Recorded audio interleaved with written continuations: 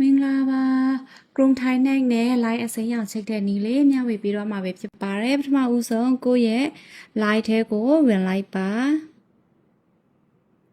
home ဆိုတဲ့နေရာလေးကိုနှိပ်ပါလူပုံသဏ္ဍာန်လေးနဲ့နှိပ်ပါ chest ကိုနှိပ်ပါဒီ ID ဆိုတဲ့နေရာလေးနဲ့မှာ add ကရုံထိုင်း connect ဆိုပြီးတော့ရိုက်ထည့်ပါနော် RUNGTHAICONNECT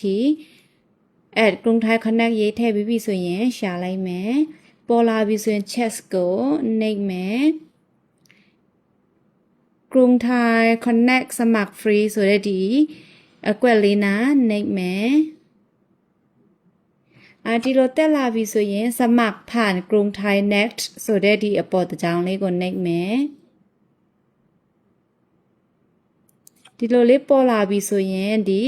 ดำเนินการสมัครต่อဆိုတဲ့အကွက်လေးကိုနှိပ်မယ်ဒါဆိုရင်သူကကိုယ့်ရဲ့กรุงไทย next app ထဲကိုဝင်သွားပါမယ်နော်ကိုယ့်ရဲ့ level number ကိုရိုက်ထည့်မယ်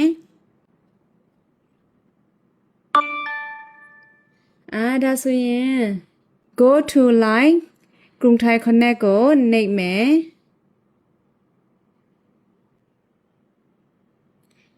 ဒါဆိုရင်ဒီမှာသူပြောတာဒီသူနေ့ရက်အတွင်းငွေအဝင်အထွက်အတိပေးပါမယ်ပေါ့နော်ဒီ line ကနေလို့ပြောပါတယ်ဒါဆိုရင်အခုလောလောဆယ်သွားပြီးတော့လွယ်ကြည့်မယ်ပေါ့နော်ရမရပေါ့နော်ဒါဆိုရင်ကိုယ့်ရဲ့ กรุงไทย next ထဲကိုဝင်ပြီးတော့ငွေလွယ်ကြည့်ပါမယ်နော်ငွေလွယ်ကြည့်မယ်